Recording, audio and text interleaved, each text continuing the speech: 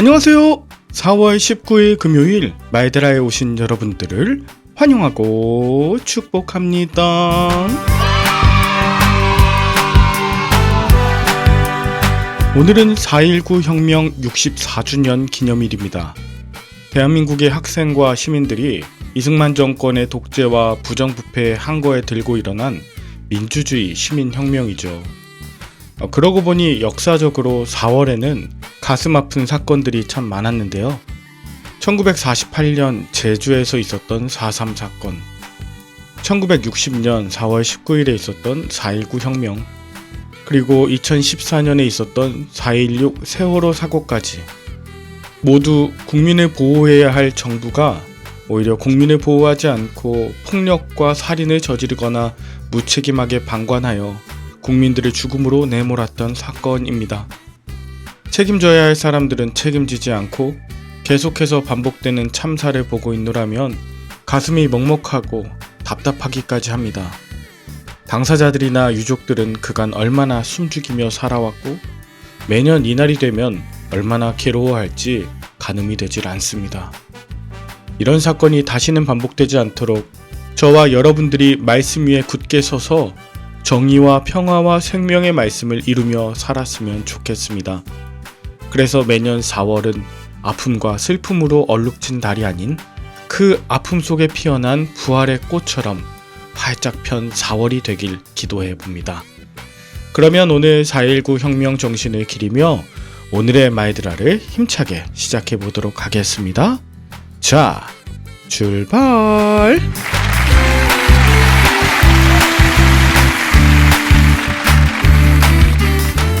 오늘은 열왕기상 15장을 함께 살펴보겠습니다. 오늘 본문은 전반부엔 남유다의 왕에 대해서 그리고 후반부엔 북이스라엘의 왕에 대해서 나옵니다. 먼저 본문 1절은 느밧의 아들 여로보암 왕 제18년에 아비암이 유다 왕이 되었다 합니다. 그냥 르호보암을 이어서 아비암이 유다 왕이 되었다고 하지 않고 굳이 여로보암 왕 제18년을 언급하는 건 어떤 의미일까요? 저는 이스라엘이 분열되고 난 이후에 하나님의 마음이 동일하게 두 나라에게 있으시다는 것과 그들 모두를 기억하신다는 것, 이것을 강조하는 것이 아닌가 싶어요. 그런데 중요한 건 남유다의 아비암은 2절, 예루살렘에서 3년 동안 다스렸다 합니다. 아비암의 통치 기간이 3년밖에 되지 않았다는 거예요. 그런 아비암에 대한 평가는 아버지 르호보암의 모든 죄악을 답습했고 다윗의 길과는 상관없는 길을 걸었다는 것이었습니다. 게다가 6절, 르호보암과 여로보암 사이에 사는 날 동안 전쟁이 계속되었던 것처럼 아비암과 여로보암 사이에도 전쟁이 있었다고 해요. 그러니까 아비암이 3년간 유다를 다스렸는데 그는 죄악을 짓고 오직 동족 북이스라엘과 끊임없이 싸움하다가 죽었다는 겁니다. 그리고 그 아들 아사가 대신 유다의 왕이 되었습니다. 하나님께서 다윗을 기억하사 남유다를 지켜주시지 않았다면 상대적으로 막강한 군사력과 정치력을 갖고 있던 북이스라엘에 의해 진작 멸망했을지 모를 일입니다. 그렇다면 아비암의 뒤를 이어서 왕이 된 아사는 어떤 왕이었을까요?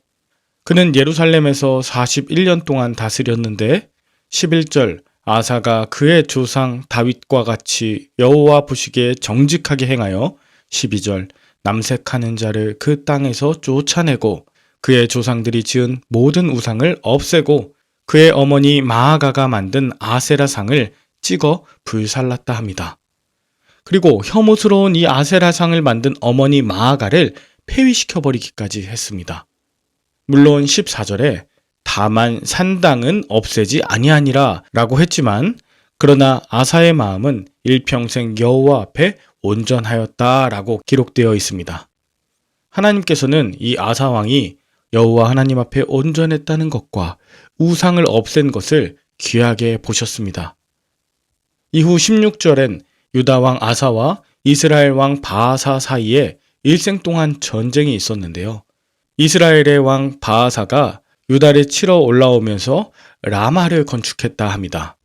이 라마는 지형 이름이기도 하고 또 높은 곳이란 뜻을 갖고 있는데 이스라엘이 유다를 공략하기 위한 요새이자 군사기지로서의 라마를 건축하고 있다, 이렇게 생각하시면 쉬워요. 이 라마가 세워지는 것에 대해서 유다왕 아사는 두려움을 느꼈어요. 그래서 이 여호와의 성전과 왕궁 곳간에 있는 은금들 모두 취해서 아람 왕 벤하닷에게 보내 자신을 도와달라고 요청했습니다. 이에 아람 왕 벤하닷은 남유다를 도와주러 와서 그 이스라엘의 바하사가 짓던 라마를 건축하는 일을 멈추게 하였습니다.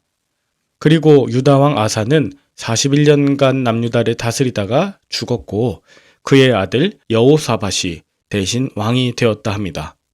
자, 여기까지 유다 왕들에 대한 이야기였다면 25절부터는 북이스라엘의 왕 이야기가 나옵니다. 어제 본문에서 여로보암이 죽고 그 아들 나답이 이스라엘의 왕이 되었습니다. 그러나 26절에 보면 그가 여호와 보시기에 악을 행하되 그의 아버지의 길로 행하며 그가 이스라엘에게 범하게 한 죄 중에 행했다 합니다. 그리고 27절, 이사갈 족속 아히야의 아들 바하사의 손에 죽어 2년 만에 생을 마치게 됩니다. 바하사가 이스라엘의 왕이 되자 29절, 여로보암의 집에 있는 자를 다 죽여 멸절시켜 어제 본문에서 실로 사람 아히야 선지자를 통해 예언하셨던 것이 이루어지고 있습니다.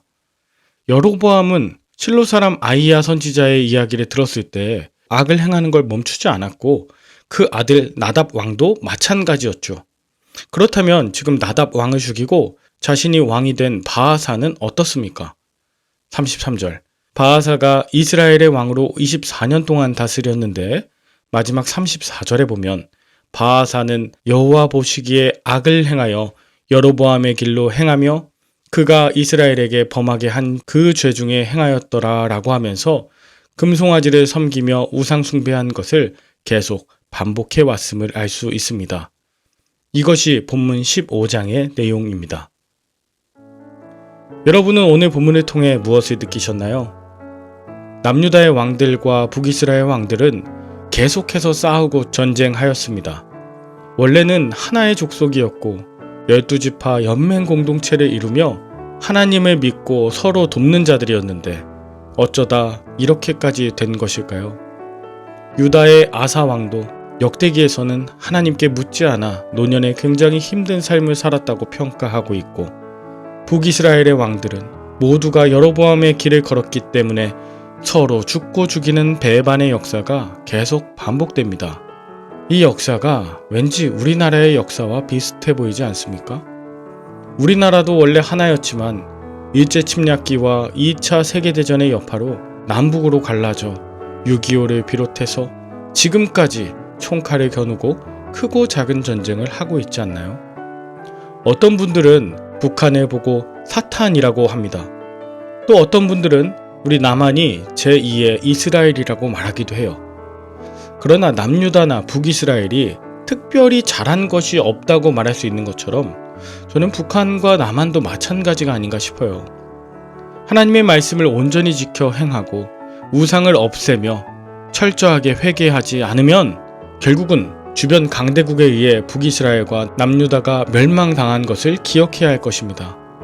북이스라엘이 아수르에게 또 남유다가 바벨론에 의해 멸망당해 포로로 끌려갔던 것처럼 북한은 아수르와 같은 중국과 러시아에게 그리고 우리 남한은 바벨론 같은 미국이나 일본에게 지배당하게 될지도 모릅니다. 저와 여러분의 시대에 남과 북이 서로 말씀 안에서 스스로의 죄를 발견하고 또 하나님의 말씀을 지키고자 하는 회개함으로 인해 이 전쟁과 분단의 아픔이 종식되었으면 참 좋겠습니다. 평화 통일의 꿈을 함께 꾸시길 바라며 함께 기도할까요? 하나님 아버지, 말씀을 통해 저의 연약함을 돌아보며 고백할 수 있게 해주셔서 감사합니다. 여로보암의 길이 아닌 여호와의 길로 행하도록 우리가 주인 삼은 것들을 내려두게 하여 주옵소서. 내가 하나님보다 더 사랑하는 우상들은 담대하게 찍어 내어버리는 참된 회개함이 있게 하여 주옵소서. 남을 쉽게 평가하고 타인의 잘못만 정죄하는 것이 분열과 전쟁을 계속 가져오는 것을 보았습니다. 이제는 이웃과의 화해, 남과 북의 화해로 인해 그 모든 분단의 아픔이 끝나도록 하나님의 백성들에게 하나님의 말씀이 들리게 하여 주옵소서. 온전한 평화 또 안식의 기쁨이 가득한 시대 되게 하여 주시길 예수님의 이름으로 기도 올리옵나이다. 아멘. 주말엔 섬기시는 교회에서 예배 드리시며 은혜 많이 받으시고요. 저는 다음 주 월요일에 다시 찾아뵙도록 하겠습니다. 샬롬.